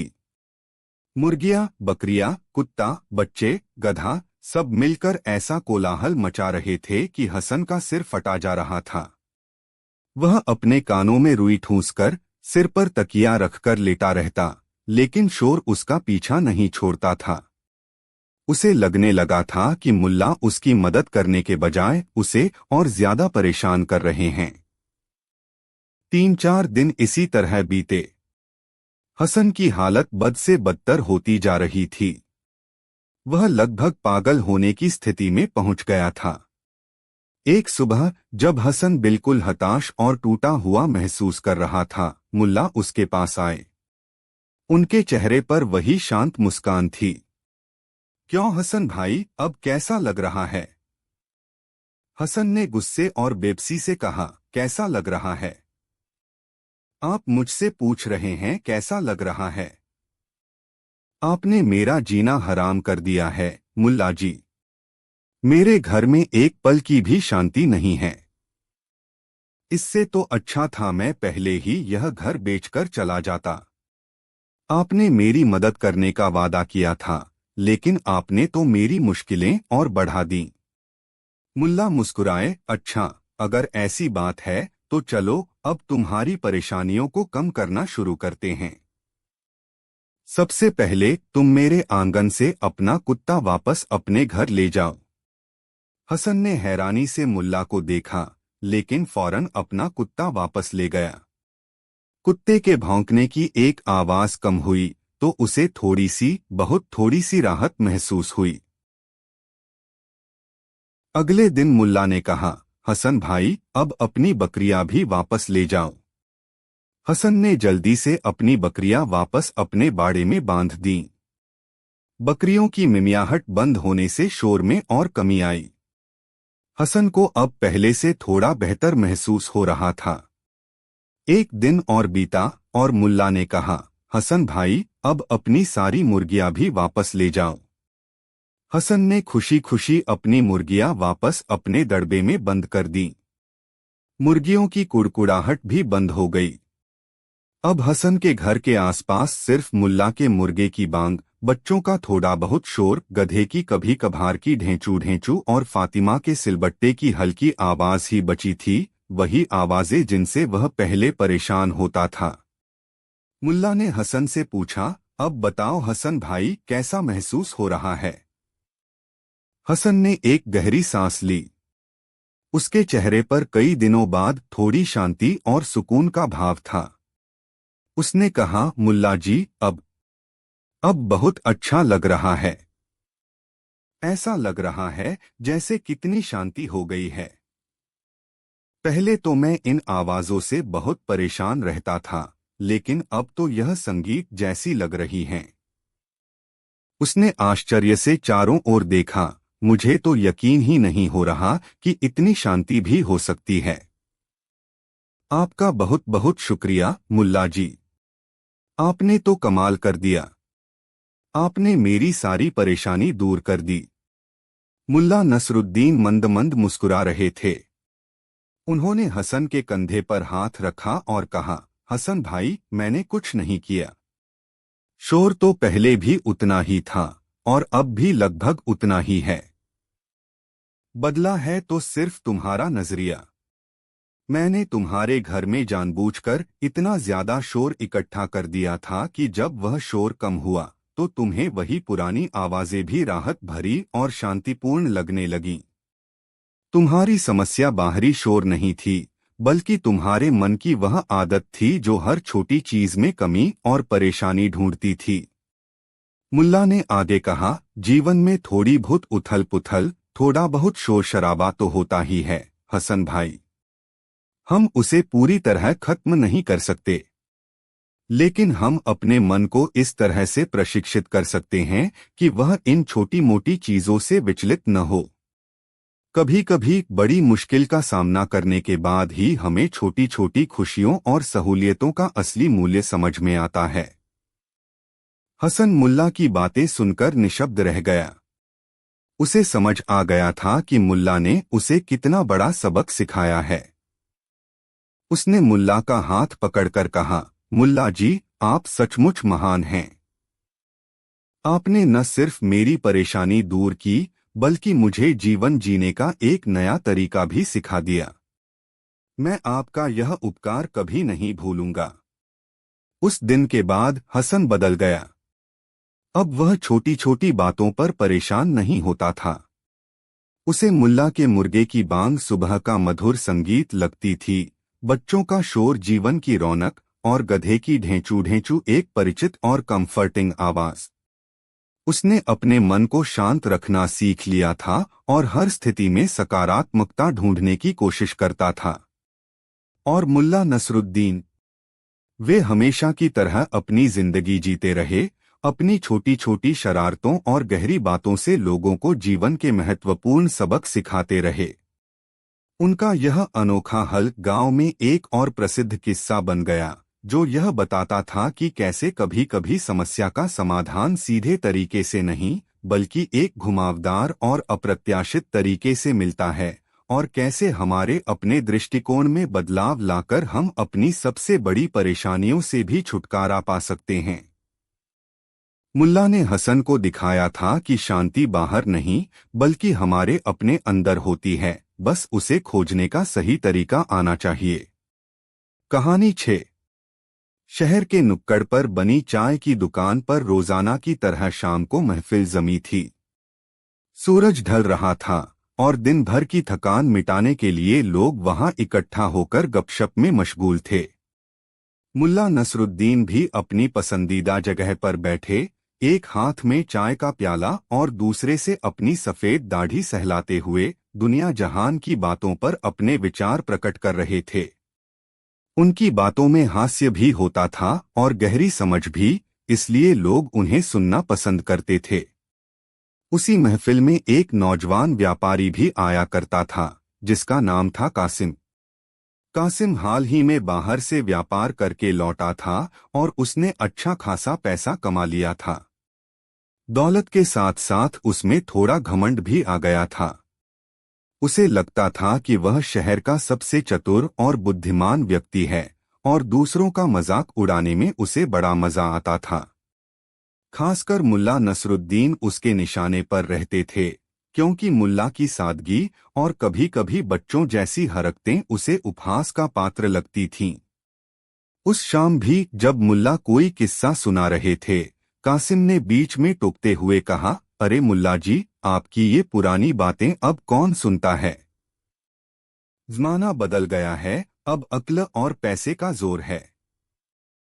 आप तो बस अपनी ख्याली दुनिया में ही खुश रहते हैं। उसने मुल्ला की फटी हुई चप्पल की ओर इशारा करते हुए कहा, लगता है आपकी अक्ल आपकी चप्पल की तरह ही घिस गई है। यह सुनकर महफिल में बैठे कुछ लोग हंस पड़े, कुछ को कासिम की यह बदतमीजी अच्छी नहीं लगी। मुल्ला नसरुद्दीन ने कासिम की बात सुनी, उनके चेहरे पर हल्की सी मुस्कान आई, लेकिन उन्होंने उस वक्त कुछ नहीं कहा। उन्होंने अपनी चाय खत्म की और चुपचाप वहां से उठकर चले गए। कासिम अपनी इस जीत पर बड़ा खुश हुआ। उसे लगा कि उसने भरे बाजार में मुल्ला को नीचा दिखा दिया है। वह जोर जोर से अपनी बहादुरी के किस्से सुनाने लगा। लेकिन मुल्ला नसरुद्दीन ऐसे व्यक्ति नहीं थे जो अपमान को आसानी से भूल जाए, खासकर जब बात उनकी इज्जत पर आई हो। वे बदला लेने में विश्वास नहीं रखते थे, लेकिन सबक सिखाने में उनका कोई सानी नहीं था। उन्होंने तय कर लिया कि कासिम को उसकी हेकड़ी का ऐसा जवाब दिया जाएगा कि वह जिंदगी भर याद रखेगा, और वह भी मुल्ला के अपने निराले अंदाज में। अगले कुछ दिनों तक मुल्ला ने कासिम से कोई बात नहीं की। वे उसे चाय की दुकान पर देखते तो बस मुस्कुराकर आगे बढ़ जाते। कासिम को लगा कि मुल्ला डर गए हैं या उन्होंने हार मान ली है। उसका घमंड और भी बढ़ गया। एक हफ्ते बाद शहर में एक बड़ी खबर फैली कि पड़ोसी राज्य के एक बहुत बड़े और अमीर सौदागर शेख अलहमदान शहर में किसी खास चीज की तलाश में आए हैं। अफवाह थी कि शेख अलहमदान इतने अमीर हैं कि वे सोने की ईंटों से अपने ऊँटों को लादते हैं, और वे जिस चीज को पसंद कर लें उसके लिए मुंह मांगी कीमत देने को तैयार रहते हैं। हर व्यापारी शेख से मिलकर अपनी किस्मत आजमाना चाहता था। कासिम के कानों में भी यह खबर पहुंची। उसके मन में लालच जागा। उसने सोचा कि अगर वह शेख अलहमदान को कोई ऐसी चीज बेच दे जो उन्हें पसंद आ जाए, तो वह रातों रात और भी अमीर बन जाएगा। उसने अपने सबसे कीमती सामान, दुर्लभ इत्र, कीमती कालीन और सोने चांदी के जेवरात इकट्ठे किए और शेख से मिलने का जुगाड़ लगाने लगा। इधर मुल्ला नसरुद्दीन ने अपनी योजना पर काम करना शुरू कर दिया था। वे शहर के सबसे पुराने और अनुभवी हकीम लुकमान, यह असली हकीम लुकमान नहीं बल्कि उसी नाम के एक स्थानीय हकीम थे, के पास गए। मुल्ला ने हकीम साहब के कान में कुछ देर तक खुसुर-फुसुर की। हकीम साहब पहले तो चौंके, फिर जोर से हंस पड़े। उन्होंने मुल्ला को अपनी सहमति दे दी और कुछ खास जड़ी बूटियां और एक छोटी सी शीशी में कोई तरल पदार्थ मुल्ला को दिया। अगले दिन जब कासिम शेख अलहमदान से मिलने के लिए शहर के सबसे बड़े सराय की ओर जा रहा था, तो रास्ते में उसे मुल्ला नसरुद्दीन मिले। मुल्ला बड़े परेशान लग रहे थे। उनके हाथ में एक छोटी सी, पुरानी और बदरंग सी डिबिया थी, जिसे वे बड़े सहेज कर पकड़े हुए थे। कासिम ने उन्हें देखकर फिर मजाक उड़ाने के अंदाज में कहा, क्यों मुल्ला जी, आज इतने परेशान क्यों हैं? क्या आपकी बिल्ली फिर से छत से गिर गई? मुल्ला ने आह भरते हुए कहा, नहीं कासिम भाई, बात बिल्ली की नहीं, बात है एक बहुत ही कीमती चीज की। यह डिबिया, यह मेरे परदादा को उनके परदादा से मिली थी। इसमें एक ऐसा चमत्कारी मरहम है जो किसी भी तरह के गंजेपन का शर्तिया इलाज कर सकता है। बस एक बार लगाने से जहां बाल नहीं हैं, वहां घने काले बाल उग आते हैं। कासिम को गंजेपन की कोई समस्या नहीं थी, लेकिन उसे चमत्कारी शब्द में बड़ी दिलचस्पी आई। उसने कहा, अच्छा, तो फिर आप इसे बेचते क्यों नहीं? आप तो मालामाल हो जाएंगे। मुल्ला ने दुखी स्वर में कहा, अरे कासिम भाई, यही तो रोना है। यह मरहम इतना कीमती और दुर्लभ है कि इसकी सही कीमत कोई आंक ही नहीं सकता। और मुझे डर है कि अगर मैंने इसे किसी गलत हाथ में बेच दिया तो इसका दुरुपयोग होगा। मैं तो बस इसे शेख अलहमदान को दिखाना चाहता था। सुना है वे ऐसी नायाब चीजों के बड़े कदरदान हैं। कासिम के कान खड़े हो गए। शेख अलहमदान, क्या तुम उनसे मिलने जा रहे हो? मुल्ला ने कहा, हाँ, कोशिश तो यही है, पर सुना है उनसे मिलना आसान नहीं। और अगर मिल भी गया तो क्या वे मुझ जैसे गरीब आदमी की बात पर यकीन करेंगे? कासिम के दिमाग में एक योजना कौन थी। उसने सोचा, अगर यह मरहम सचमुच चमत्कारी है तो वह इसे मुल्ला से सस्ते में खरीदकर शेख को ऊंचे दाम पर बेच सकता है। उसने बनावटी हमदर्दी दिखाते हुए कहा, मुल्ला जी, आप चिंता न करें, मैं शेख साहब से मिलने जा ही रहा हूं। आप यह डिबिया मुझे दे दीजिए। मैं आपकी तरफ से इसे शेख साहब को दिखा दूंगा और अगर उन्हें पसंद आया तो आपको उसका अच्छा दाम दिलवा दूंगा। आप मुझ पर भरोसा रख सकते हैं। मुल्ला ने कुछ देर तक आनाकानी की, जैसे वे अपनी कीमती चीज किसी को देना नहीं चाहते। फिर बहुत मनाने पर वे राजी हो गए। ठीक है कासिम भाई, अगर आप इतना कह रहे हैं तो मैं आपको यह डिबिया देता हूं। लेकिन याद रखना, यह बहुत नायाब है। इसकी कीमत कम से कम 1000 सोने की अशर्फिया तो होनी ही चाहिए। कासिम मन ही मन हंसा। 1000 अशर्फिया? वह तो इसे 10,000 में बेचेगा। उसने मुल्ला से डिबिया ले ली और उन्हें 100 अशर्फिया बयाने के तौर पर दे दी, यह कहकर कि बाकी सौदा होने पर देगा। मुल्ला ने बड़ी मुश्किल से वे 100 अशर्फिया लीं, जैसे वे कोई एहसान कर रहे हों। कासिम खुशी खुशी सराय की ओर चल पड़ा। उसे यकीन था कि आज उसकी किस्मत चमकने वाली है। सराय पहुंचकर कासिम को पता चला कि शेख अलहमदान अपने खास कमरे में हैं और किसी से नहीं मिल रहे। लेकिन कासिम ने हार नहीं मानी। उसने पहरेदारों को रिश्वत दी और किसी तरह शेख के निजी सेवक तक पहुंच गया। उसने सेवक को उस चमत्कारी मरहम के बारे में बताया और कहा कि यह शेख के लिए एक अनमोल तोहफा हो सकता है। शेख अलहमदान, जो असल में मुल्ला के ही एक पुराने दोस्त थे और इस पूरे नाटक में उनका साथ दे रहे थे, गंजेपन की समस्या से थोड़े परेशान रहते थे। जब सेवक ने उन्हें इस मरहम के बारे में बताया तो उनकी आंखों में चमक आ गई। उन्होंने फौरन कासिम को अंदर बुलवाया। कासिम बड़े अदब से शेख के सामने पेश हुआ। उसने वह बदरंग सी डिबिया शेख को दिखाई और उसके चमत्कारी गुणों का बखान किया। शेख साहब, उसने कहा, यह कोई मामूली मरहम नहीं है। यह पीढ़ियों से चला आ रहा एक गुप्त नुस्खा है। इसे लगाते ही गंजे सिर पर भी काले घने बाल उग आते हैं। मैं इसे खास आपके लिए लाया हूं। शेख ने डिबिया को हाथ में लिया, उसे खोला और सूंघा। उसमें से एक अजीब सी तीखी गंध आ रही थी। शेख ने कहा, दिखता तो साधारण है। क्या तुम इसकी आजमाइश करके दिखा सकते हो? कासिम थोड़ा घबराया। उसे खुद नहीं पता था कि यह मरहम कैसे काम करता है, लेकिन वह पीछे नहीं हट सकता था। उसने कहा, जरूर शेख साहब। आप किसी ऐसे व्यक्ति को बुलाइए जिसके सिर पर बाल कम हो। शेख ने अपने एक सेवक को बुलाया जिसके सिर के अगले हिस्से में बाल काफी कम थे।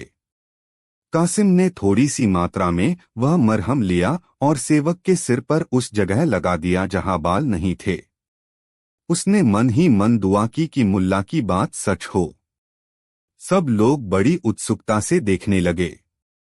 कुछ मिनट बीते, फिर 10 मिनट, फिर आधा घंटा, पर सेवक के सिर पर एक भी नया बाल नहीं उगा, बल्कि जहां मरहम लगाया गया था वहां की त्वचा थोड़ी लाल हो गई और उसमें हल्की खुजली होने लगी। शेख अलहमदान का चेहरा गंभीर हो गया। कासिम, उन्होंने कहा, यह कैसा चमत्कारी मरहम है? मुझे तो कोई चमत्कार नहीं दिख रहा। कासिम का पसीना छूटने लगा। उसने कहा, शेख साहब, शायद इसे असर करने में थोड़ा वक्त लगता हो, या हो सकता है यह सिर्फ कुछ खास तरह के गंजेपन पर ही काम करता हो। तभी जिस सेवक के सिर पर मरहम लगाया गया था वह जोर जोर से अपना सिर खुजलाने लगा। उसकी त्वचा और भी लाल हो गई थी और छोटे छोटे दाने उभर आए थे। वह कहने लगा, हुजूर, यह मरहम तो जलन कर रहा है। मेरे सिर में आग लग रही है। अब तो शेख अलहमदान का गुस्सा 7वें आसमान पर पहुंच गया। धोखेबाज, वे गरजे, तूने मुझे बेवकूफ बनाने की कोशिश की। यह कोई चमत्कारी मरहम नहीं बल्कि कोई नुकसानदेह चीज है। सिपाहियों, पकड़ लो इसे और कोठरी में डाल दो और इसका सारा सामान जब्त कर लो। कासिम गिड़गिड़ाने लगा, नहीं शेख साहब, मेरी कोई गलती नहीं। यह मरहम तो मुझे मुल्ला नसरुद्दीन ने दिया था। उसी ने कहा था कि यह चमत्कारी है। मुल्ला नसरुद्दीन? शेख ने हैरानी से पूछा। ठीक उसी समय दरवाजे पर दस्तक हुई और मुल्ला नसरुद्दीन अंदर आए। उनके चेहरे पर वही मासूमियत भरी मुस्कान थी। अस्सलाम वालेकुम शेख साहब, उन्होंने कहा, सुना है आप किसी चमत्कारी मरहम की तलाश में हैं। शेख अलहमदान, जो पहले से ही मुल्ला की योजना का हिस्सा थे, गंभीर चेहरा बनाए रहे। हाँ मुल्ला, यह कासिम तुम्हारे नाम पर मुझे कोई जहरीला लेप बेचने की कोशिश कर रहा था। मुल्ला ने कासिम की ओर देखा, जो सिपाहियों की गिरफ्त में थर-थर कांप रहा था। अरे कासिम भाई, यह क्या हो गया? मैंने तो तुम्हें अपने परदादा का आजमाया हुआ नुस्खा दिया था। वह तो हमेशा काम करता था। शायद तुमने इसे सही तरीके से इस्तेमाल नहीं किया होगा। फिर वे शेख की ओर मुड़े। शेख साहब, कासिम अभी नौजवान है, शायद इससे गलती हो गई हो। असल में वह मरहम गंजेपन के लिए नहीं, बल्कि मुल्ला ने थोड़ा रुककर रहस्यमय ढंग से कहा, बल्कि वह गधों की पीठ पर हुए जख्मों को ठीक करने के लिए था। मेरे परदादा गधों का व्यापार करते थे और यह मरहम उनके लिए बहुत कारगर था। शायद कासिम भाई ने मेरी बात ठीक से सुनी नहीं। यह सुनकर शेख अलहमदान अपनी हंसी नहीं रोक पाए। कासिम का चेहरा शर्म और गुस्से से तमतमा गया। उसे समझ आ गया कि मुल्ला ने उसे कैसा बेवकूफ बनाया है। जिस मरहम को वह चमत्कारी समझकर शेख को बेचने आया था, वह असल में गधों का मरहम था। और जिस शेख अलहमदान को वह अमीर सौदागर समझ रहा था, वह मुल्ला का ही दोस्त था जो इस नाटक में उनका साथ दे रहा था। मुल्ला ने शेख से कहा, शेख साहब, कासिम को माफ कर दीजिए। यह अभी नादान है। और हाँ, इसने मुझे 100 अशरफिया भी दी थीं इस चमत्कारी मरहम के लिए। वह मैं आपको दे देता हूँ ताकि आप इस बेचारे सेवक का इलाज करवा सकें, जिसकी त्वचा इस गधों के मरहम से खराब हो गई है। शेख ने कासिम को छोड़ने का हुक्म दिया। कासिम का सारा घमंड चूर चूर हो चुका था। उसका चेहरा देखने लायक था। वह बिना कुछ कहे सिर झुकाए वहां से निकल गया।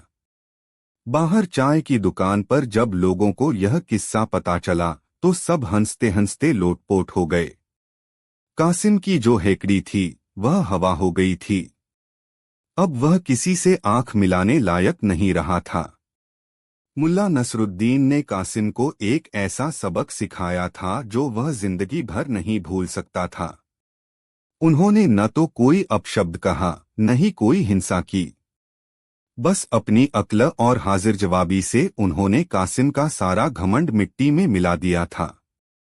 उस दिन के बाद कासिम ने कभी किसी का मजाक नहीं उड़ाया, खासकर मुल्ला नसरुद्दीन का। वह समझ गया था कि सादा दिखने वाला इंसान भी कितना चतुर और बुद्धिमान हो सकता है, और दूसरों को नीचा दिखाने की कोशिश में इंसान खुद ही हंसी का पात्र बन जाता है। मुल्ला का बदला अनोखा था, बिना किसी कड़वाहट के, बस एक मीठी सी सीख जो कासिम के ज़हन में हमेशा के लिए बस गई। यह कहानी हमें बताती है कि अपमान का जवाब हमेशा अपमान से देना जरूरी नहीं। कभी कभी बुद्धिमत्ता और हास्य का एक छोटा सा वार भी बड़े से बड़े घमंड को तोड़ सकता है।